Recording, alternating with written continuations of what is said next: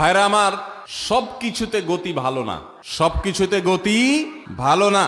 নেটের গতি যত বেশি হয় তত ভালো, কিন্তু নামাজের গতি, ইবাদত, সিজদার গতি, তারাবির গতি যত কম হয়, যত ধীরে ধীরে হয়, যত শান্তশিষ্ট ভাবে হয়, তত আল্লাহর কাছে বেশি মর্যাদাবান হয়। অতএব মহল্লার হাফেজ সাহেবদেরকে তাড়াতাড়ি নামাজ শেষ করার জন্য দৌড়ের উপর রাখবেন। ক্রিকেট খেলা আছে হুজুর, আজকে একটু খেয়াল রাখেন, বলবেন।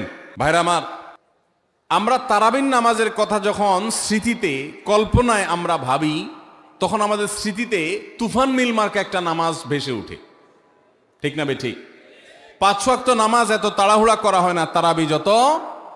অথচ তারাবি এটা তারবিহার এর বহু বচন, আরবি শব্দ, যার অর্থ হলো আরামের সাথে, ধীরস্থিরতার সাথে, রেস্ট করে করে যে নামাজ আদায় করা হয় তার নাম তারাবি।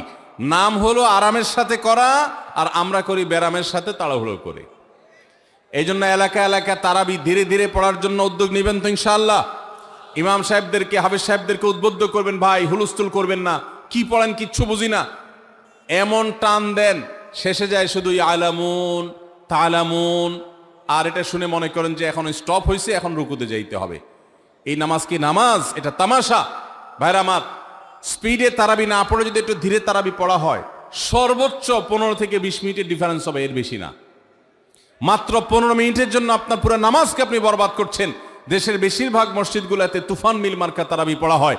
এই তারাবি আল্লাহর কাছে কতটা গ্রহণযোগ্য হবে, এটা যথেষ্ট প্রশ্নবিদ্ধ বিষয়। আল্লাহ তাআলা আমাদের সবাইকে ধীরস্থিরতার সাথে খুব শান্তভাবে তারাবির নামাজ আদায় করার তৌফিক দান করুন।